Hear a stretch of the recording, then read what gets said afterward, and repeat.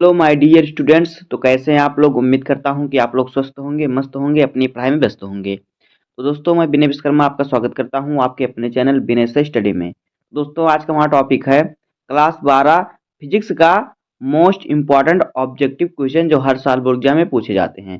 तो आज का वीडियो बोर्ड एग्जाम के लिए मोस्ट इंपॉर्टेंट है, क्लास 12 फिजिक्स वालों के लिए। तो अगर आप वीडियो पर नए हैं तो वीडियो को लाइक कर दीजिएगा और चैनल पर नए हैं तो सब्सक्राइब कर दीजिए। आज के वीडियो में हम सभी चैप्टर के मोस्ट इंपॉर्टेंट ऑब्जेक्टिव क्वेश्चनों को पढ़ेंगे। तो आइए वीडियो को स्टार्ट करते हैं। देखिए पहला क्वेश्चन हमारा क्या है। देखिए पहला क्वेश्चन कह रहा है कि 1/μ0 इंटू एप्सिलॉन नॉट का मात्रक होता है। 1/μ0 इंटू एप्सिलॉन नॉट का मात्रक क्या होता है कह रहा है। देखिए ए ऑप्शन है मीटर स्क्वायर प्रति सेंटीमीटर स्क्वायर, बी वाला है मीटर प्रति सेकेंड, और सी वाला है सेकेंड स्क्वायर प्रति मीटर स्क्वायर, डी वाला है सेकेंड प्रति मीटर। तो देखिए यहाँ पे जो सही ऑप्शन हो जाएगा हमारा 1/μ0 इंटू एप्सिलॉन नॉट का जो मात्रक होता है वो होता है मीटर स्क्वायर प्रति सेकेंड स्क्वायर। तो यहाँ पे ऑप्शन नंबर ए हमारा सही हो जाएगा। इस पर हम सही का टिक लगाएंगे। यहाँ पे देखिए किस प्रकार से होगा। यहाँ पे देखिए जब इसको हम सॉल्व करेंगे, यहाँ पे देखिए तो जब म्यू नॉट को हम तोड़ेंगे तो हमारा MLT के पावर -2 ए के पावर -2 हो जाएगा, और एप्सिलॉन नॉट को जब हम तोड़ेंगे तो होगा M के पावर -1 L के पावर -3 T4 A स्क्वायर। इतना हो जाएगा। इसका जब हम दोनों को सॉल्व करेंगे तो यहाँ पे देखिए M से एक M माइनस होगा तो M के पावर 0 बचेगा, और फिर क्या हमारा है L। तो देखिए यहाँ पे L क्या है, माइनस का है, यहाँ पे L 1 है, तो एक में से जब हम माइनस का 3 करेंगे तो हमारा बचेगा माइनस का 2L।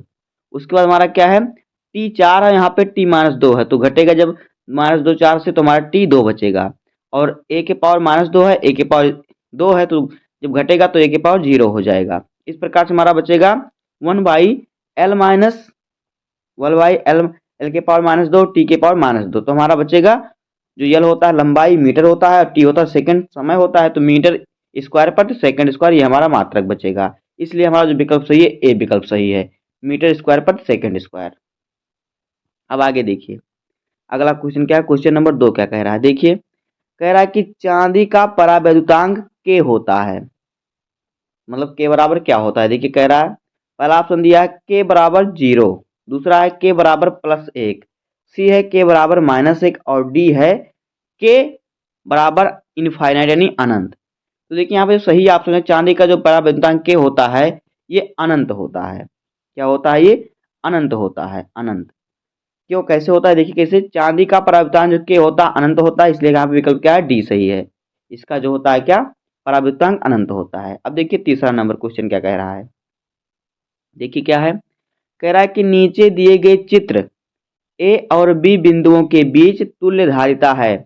यहाँ पे ए है और यहाँ पे बी है, इसके बीच जो धारिता है कितनी धारिता है, तुल्य धारिता इनके बीच में कितना है। तो देखिए यहाँ पे जो पहला ऑप्शन दिया है 12 माइक्रोफेरड, दूसरा ऑप्शन कह रहा है 6 माइक्रोफेरड, और तीसरा ऑप्शन कह रहा है 4 माइक्रोफेरड, और डी वाला ऑप्शन कह रहा है 3 माइक्रोफेरड। तो देखिए हमारा जो है किस प्रकार से यहाँ पे देखिए सही ऑप्शन हमारा हो जाएगा, वो हो जाएगा 4 माइक्रोफेरड, क्योंकि ये इसमें ये श्रेणी क्रम में आयोजित है। तो यहाँ पे हमारा सही ऑप्शन जो होगा सी वाला 4 माइक्रोफेरड। कैसे सही होगा, यहाँ पे देखिए, यहाँ पे देखिए देखिए श्रेणी संयोजन की तुल्य धारिता क्या होती है, 1/c बराबर 1/c1 1/c2 प्लस 1/c3, इस प्रकार से होता है। तो तुम सबको जोड़ेंगे तो हमारा 1/1/3 1/3 3 बार होगा हमारा, क्योंकि यहाँ पे देखिए 3 बार है इनके बीच में। तो उसके बाद हमारा ऊपर 3 हो, नीचे ऊपर 1 हो जाएगा, और नीचे ऊपर हो जाएगा 1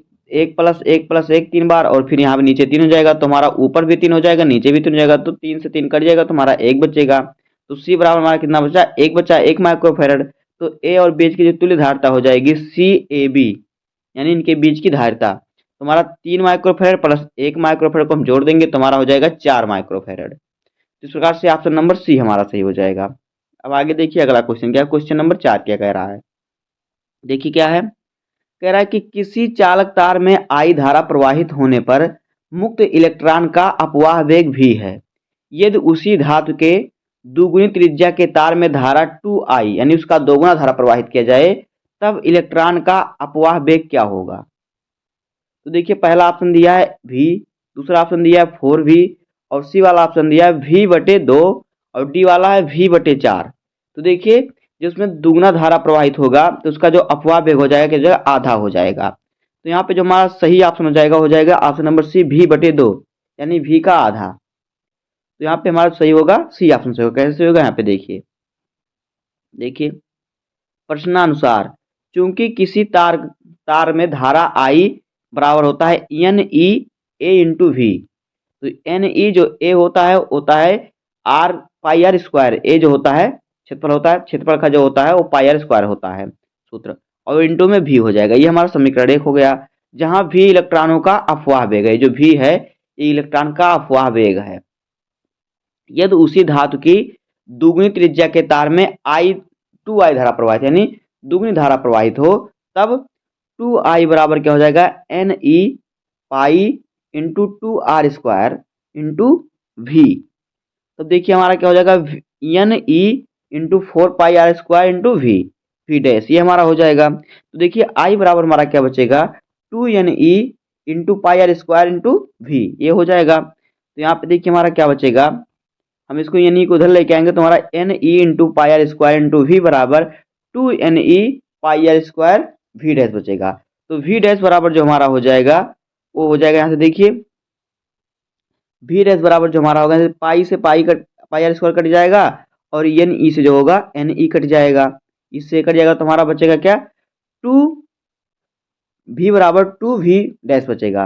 तो V डैश बराबर हमारा बचेगा v/2, यानी जो वेग होगा क्या होगा आधा होगा। तो इस प्रकार से हमारा ऑप्शन नंबर क्या सही हो जाएगा सी v/2।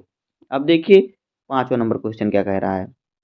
देखिए क्या कह रहा है कि 3 समान प्रतिरोधकों का श्रेणी क्रम में तुल्य प्रतिरोध R1 तथा समांतर क्रम में तुल्य प्रतिरोध R2 है। यदि R1 बराबर nR2 हो तो n का न्यूनतम संभव मान क्या है। तो देखिए न्यूनतम संभव मान क्या होगा इसका, कह रहा है कि 3 समान प्रतिरोध जो है श्रेणी क्रम में है, श्रेणी में क्या है तुल्य प्रतिरोध है। तो यहाँ पे इसका मान तो देखिए जो इसका मान होता है किस प्रकार से निकालते हैं, R1 बराबर R प्लस सबको हम क्या करते हैं जोड़ देते हैं, तो हमारा कितना प्रतिरोध 3 समान प्रतिरोध है। देखिए हमारा जो समान प्रतिरोध जो 3 होगा, तो इस प्रकार जो हमारा सही ऑप्शन हो जाएगा वो हो जाएगा ऑप्शन नंबर हमारा डी सही 9 हो जाएगा। तो 3 प्रतिरोध समान होंगे तो क्या होगा ऑप्शन 9 होगा। इस प्रकार से देखिए यहाँ पे प्रश्नानुसार सूत्र होता है R1 बराबर R बराबर क्या है 3R हो गया।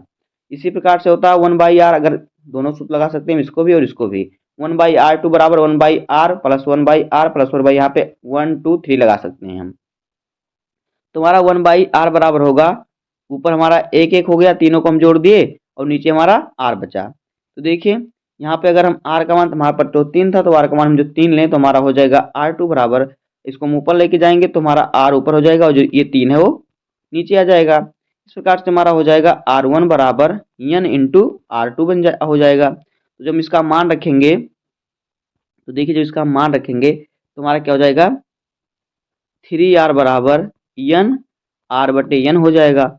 उसके बाद देखिए हम जब यहाँ से n का मान निकालेंगे तो हमारा क्या हो जाएगा, n का जब हम मान निकालेंगे तो हमारा 3 का गुणा ये हो जाएगा, इसके गुणे में जाएगा तो हमारा हो जाएगा 3 3 का 9, और R से हमारा R कट जाएगा, 3 बराबर हमारा 9 बचेगा। तो इस प्रकार से हमारा सही ऑप्शन 9 होगा। अब देखिए 6वां नंबर क्वेश्चन क्या है। देखिए क्या कह रहा है कि एक समान विद्युत वाहक बल E1 बराबर E2 तथा आंतरिक प्रतिरोध R1 बराबर R2 की 2 आदर्श बैटरियां समांतर क्रम में जोड़ी गई हैं। इनका तुल्य विद्युत वाहक बल E तथा आंतरिक प्रतिरोध R है, सही विकल्प होगा। तो देखिए यहाँ पे सही विकल्प होगा क्या होगा, कह रहा है कि एक समान विद्युत वाहक बल E1 बराबर E2 है, यानी जो E1 है E2 के बराबर, दोनों बराबर हैं, और उनका जो प्रतिरोध है आंतरिक प्रतिरोध R1 बराबर R2, मतलब R1 जितना उतना R2 भी है, कि 2 आदर्श बैटरी जो है समांतर क्रम में जोड़ी गई हैं। तो इनका तुल्य विद्युत वाहक बल जो होगा क्या होगा था, इनका जो आंतरिक प्रतिरोध होगा वो क्या होगा, सही विकल्प क्या होगा। तो देखिए पहला है तुल्य विद्युत वाहक बल E बराबर E1 माइनस E2 तथा R बराबर R1 माइनस R2। दूसरा कह रहा है कि तुल्य विद्युत वाहक बल क्या होगा ई बराबर E1 प्लस E2 तथा R बराबर R1 प्लस R2। सी वाला कह रहा है विद्युत वाहक बल क्या होगा, E बराबर E1 बराबर E2। तो देखिए हमें पहले यहाँ पे दिया क्वेश्चन में E1 बराबर E2, परंतु R बराबर जो R है, R क्या है, R लेस देन जो है, यहाँ पे देखिए जो R है लेस देन है और R1 जो ग्रेटर देन है, तो R ग्रेटर देन R1 फिर R ग्रेटर देन R2 यानी R से क्या है, बड़ा है। चौथा ऑप्शन है तुल्य विद्युत वाहक बल E बराबर E1 बराबर E2 परंतु R less than R1 R less than R2। तो यहाँ पे जो हमारा सही ऑप्शन हो जाएगा वो हो जाएगा ऑप्शन नंबर सी सही, तुल्य विद्युत वाहक बल E बराबर E1 बराबर E2 परंतु जो R है ग्रेटर देन R1 और R ग्रेटर देन R2। ये हमारा सही ऑप्शन होगा। कैसे सही होगा, यहाँ पे देखिए तुल्य विद्युत वाहक बल इक्वल ई इक्वल, यहाँ पे देखिए ई क्यों लिखा है, यानी ई इक्वल बराबर क्या हो जाएगा हमारा, यहाँ पे देखिए E1 plus R1 plus E2 plus R2 और बटे में हमारा E1 प्लस R1 हो जाएगा। इसको हम सॉल्व करेंगे तो यह हमारा प्रश्न में क्या दिया है, E1 बराबर E2 तो और E तीनों क्या है, बराबर हैं और R1 बराबर R2 यानी दोनों बराबर, दोनों का मान हम एक मान लेते हैं। तो यहाँ पे हमारा होगा E इक्वल बराबर 2ER हो जाएगा बटे में 2R हो जाएगा और बराबर में क्या हो जाएगा हमारा E हो जाएगा। इस प्रकार से जो होगा हमारा E बराबर होगा, जो दोनों E है E1 E2 बराबर होगा, लेकिन जो R1 होगा R2 होगा वो R से बड़ा होगा। इस प्रकार से ऑप्शन नंबर हमारा तीसरा से हो जाएगा सी वाला। अब देखिए 7वां नंबर क्वेश्चन क्या कह रहा है। देखिए कह रहा है कि धारावाही चालक के तारों चारों तरफ उत्पन्न क्षेत्र होता है, जो धारावाही चालक होते हैं उसके चारों तरफ का जो क्षेत्र होता है वो क्या होता है, कौन सा क्षेत्र उसमें उत्पन्न होता है। तो देखिए पहला ऑप्शन है केवल विद्युत क्षेत्र, बी वाला ऑप्शन है केवल चुंबकीय क्षेत्र, सी ऑप्शन है दोनों विद्युत तथा चुंबकीय और डी है इनमें से कोई नहीं। तो देखिए कोई धारावाही चालक है तो उसके चारों तरफ जो क्षेत्र उत्पन्न होता है वो होता है चुंबकीय क्षेत्र उत्पन्न होता है। तो यहाँ पे ऑप्शन नंबर बी हमारा सही हो जाएगा। कैसे, देखिए जब किसी चालक तार में धारा प्रवाहित की जाती है तो उसके चारों ओर एक चुंबकीय क्षेत्र उत्पन्न होता है, हो जाता है, तो यहाँ पे क्या बी विकल्प जो है सही है। अब देखिए 8वां नंबर क्वेश्चन क्या है। देखिए क्या कह रहा है, कह रहा है कि यदि वास्तविक नति कोण थीटा हो तथा चुंबकीय यामोत्तर से अल्फा कोण का समतल में नति कोण क्या हो थीटा डैश हो, तब tan थीटा बटे tan थीटा डैश बराबर तब tan थीटा डैश बटे tan थीटा होता है। तो इसका मान क्या होता है, देखिए क्या होता है, ए है सेक अल्फा, बी है कॉस अल्फा, सी है कॉसेक अल्फा और डी है कॉट अल्फा। तो देखिए तब इसका जो मान होगा समतल नति कोण थीटा होगा तो इसका जब मान होगा सेक अल्फा बराबर tan थीटा डैश बटे tan थीटा। कैसे, देखिए यदि वास्तविक नति कोण थीटा है, यदि पृथ्वी के चुंबकीय क्षेत्र का क्षैतिज तथा ऊर्ध्व घटक h व v हो तब tan थीटा बराबर v बटे h होगा। ये हमारा समीकरण 1 हो गया। आगे देखिए इस तल में नति कोण थीटा क्या है, डैश है, तब tan थीटा बराबर v बटे h कॉसेक अल्फा। समीकरण 1 व 2 से देखिए tan थीटा डैश बटे tan थीटा, इसको हम सॉल्व करेंगे तो देखिए हमारा आएगा सेक अल्फा।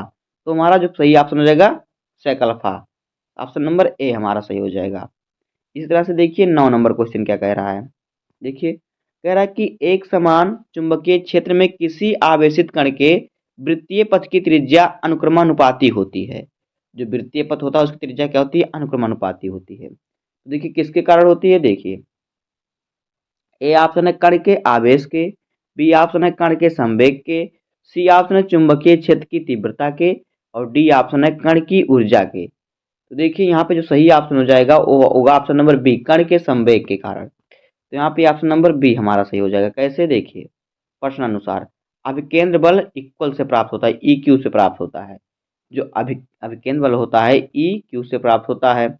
ई चुंबकीय क्षेत्र है और क्यू जो है आवेश है।